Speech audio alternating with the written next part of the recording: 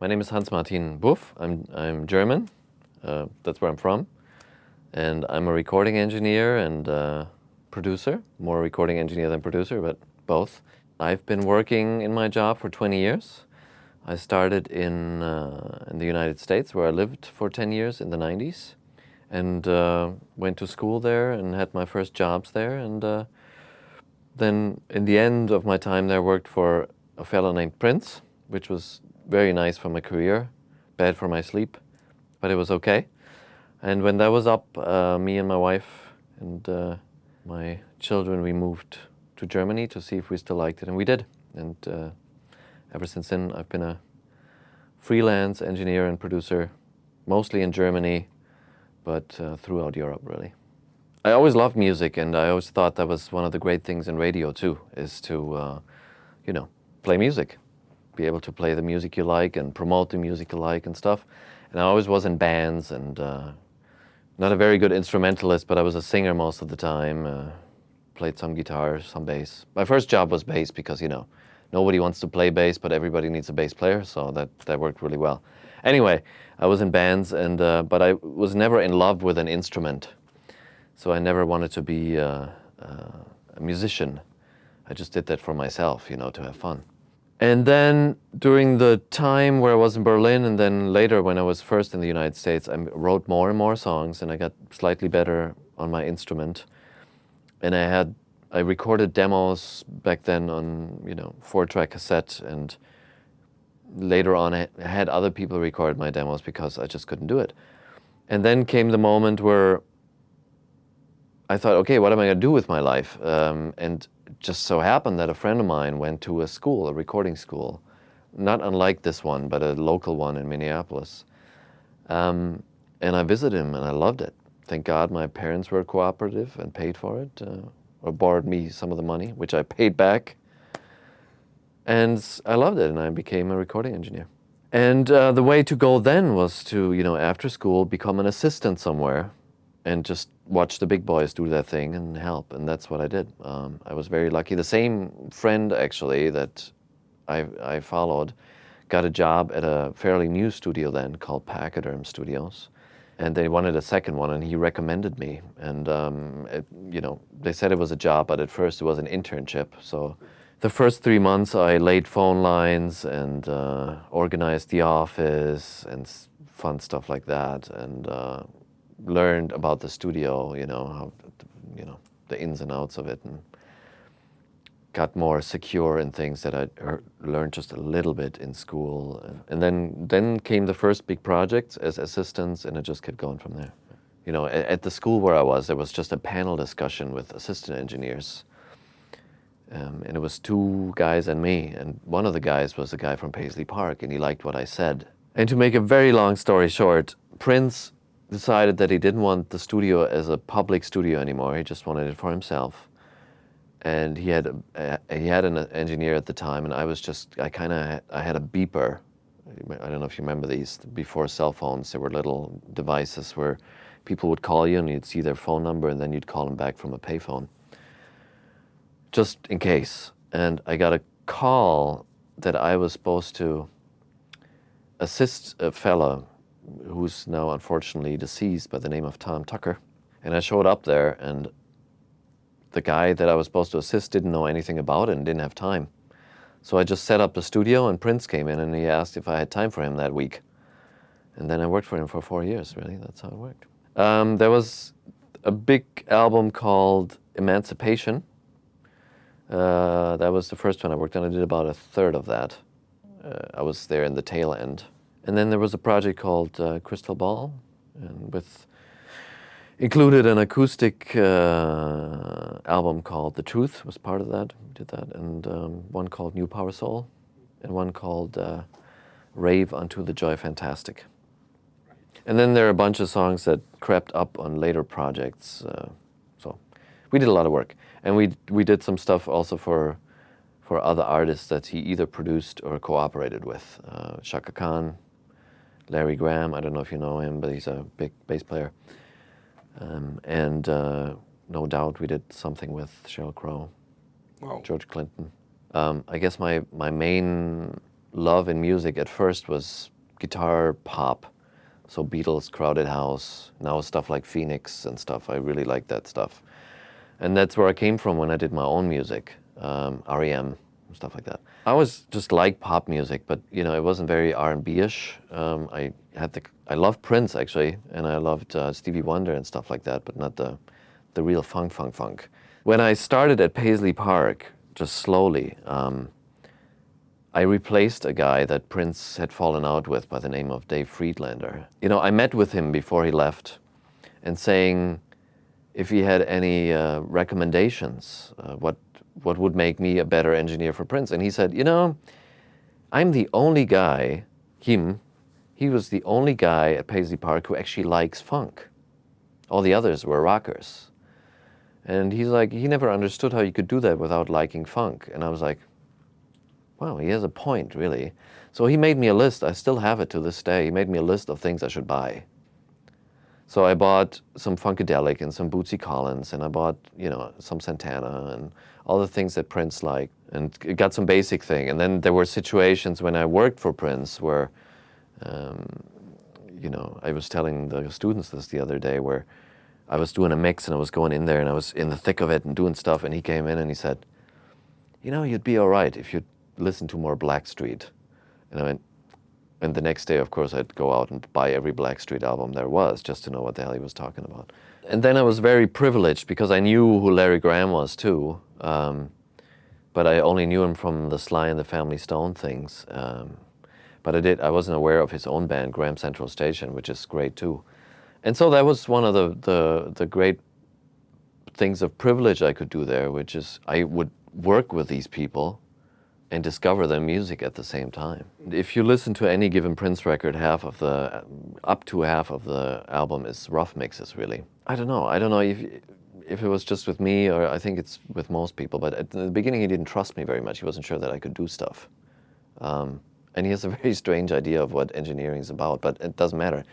You know, in the beginning he would do the mixes and I just kind of keep him going. Because he's not a linear working guy, he doesn't go, okay, today I start the record, now I shall record all the songs, and then I shall mix all the songs and be done. That's not how it works. He just writes new stuff, records it, mixes a different song, then goes back to recording. You know, the challenge is to keep him going and support, you know, not slow his flow. And then as we went along, I did a lot more independently, where he said, try this and do this and then the other thing. The Prince thing ended.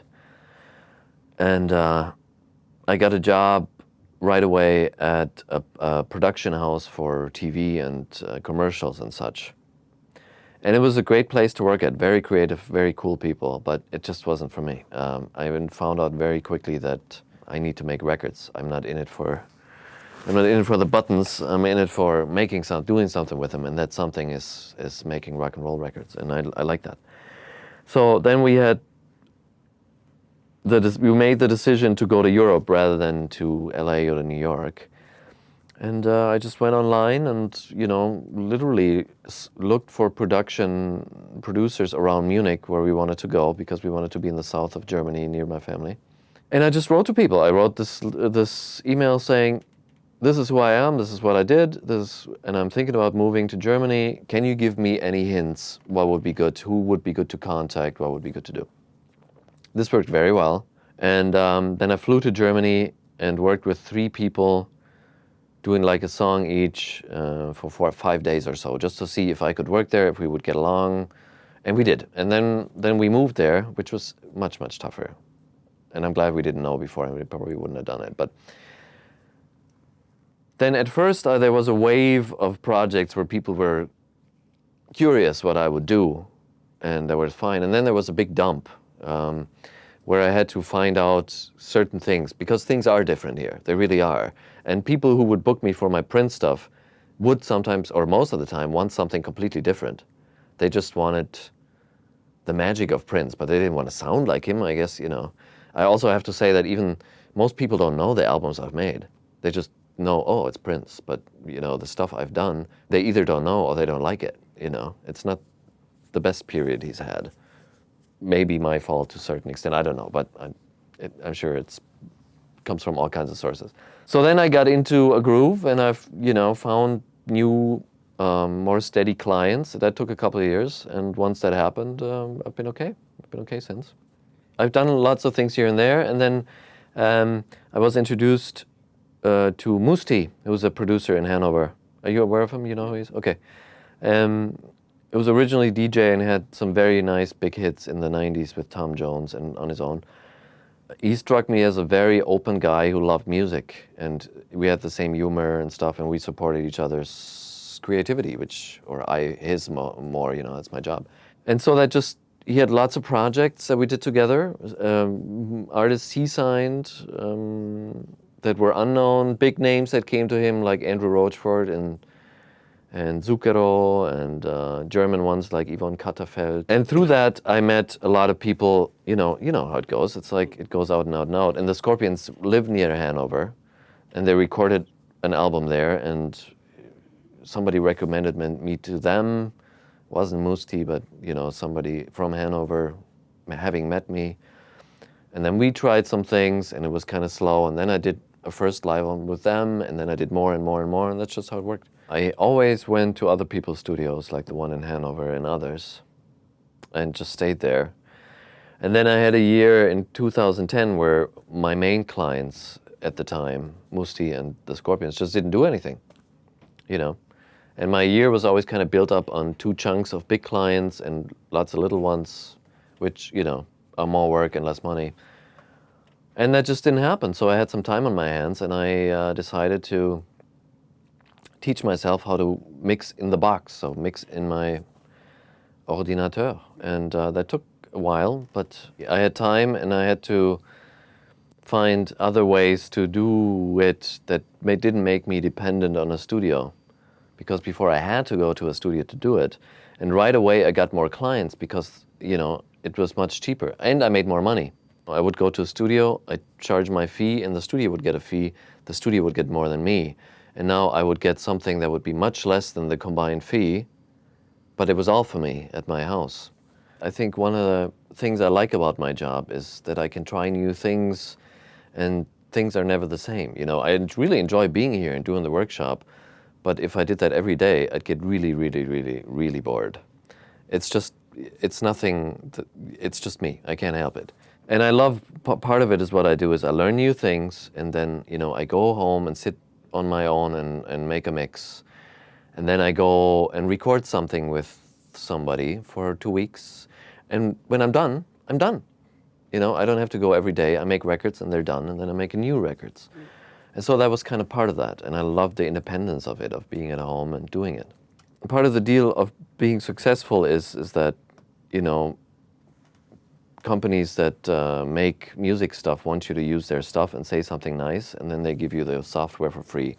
I don't do that with a lot of people, but I do it with the people whose products I really enjoy and use. Namely, Avid, I use Pro Tools, and Melodyne. I fix pitch problems and make sure the singer, I don't do it automatically. You really listen, okay, this is off, and I push it up a bit, I do that. And the other thing is when I produce, like I said, I'm not a musician. I'm not somebody who can express ideas fluently on an instrument. My guitar playing is like my French. That's not good. And but I'm an okay singer. I can sing. I have enough ideas, and they come through my mouth. So what I do is when I arrange is I sing a part, and then I put it into the standalone Melodyne several times, and then make harmonies. And that's how I make like a choir thing, or I try to replace it, or I make a MIDI track out of it or something. Looking at a song or at a piece of music, like a director looks at a movie, it's not about is it lit right, or is it shot right, or did the actors do their job right? Is it a good movie? In the end, you need to look at it and say, yeah, that's a good movie. And that's what you have to do as a music producer. You have to say, is this a great song? Is this a great album? Is that good to listen to? Is that something people need? Not as in people, need to buy, but just, is that something the world needs? Rather than, don't get too distracted by your by your knowledge of craft, of tools. Keep the freedom to take a step back and say, for example, okay, I know I've worked on this snare now for 3 hours or 3 days, but it's still not good, so I throw it away and take the cheap one I had before. When I mix, sometimes the rough mix is the best mix. You know, when Prince did that, it wasn't because he doesn't like good mixes, it's just, you know, sometimes a rough mix just has a lot more energy than one you labored over for 3 days. And to be able to say, this is better, even though this much money and work and effort and time went into it, that takes a lot of balls, cojones. And yeah, that's why I'm telling them, to be able to say, wow, this is great, and to have fun. That's what the second day is about, you know. I'm letting them, I'm using a silly hit recipe from this band KLF. They wrote a book called The Manual, How to Have a Number One the Easy Way. And they have a recipe how to make a number one. And I tell them to do it by the recipe and to see if they come up with anything worthwhile. We'll see. But the point is to have fun and to not be afraid of bad ideas. Because everybody has bad ideas. It's just, at the end, you have to say, well, that was a good one. For example, it says in the recipe, you need a groove, and then you need a melody line, you need a chorus. So you just go, love you, baby, yeah, yeah, yeah, and find a chorus. And then you do everything else. They do what everybody else does. It's like they're ashamed of singing and doing stupid things and make little arrangements. They use their hands and what they know to get around what they don't want to do. And that's not good. Virtually everybody in there. I think one group hasn't. None of the others have sung a chorus yet, even though that's the first thing they should do. It's about having fun and just, you know, going for it.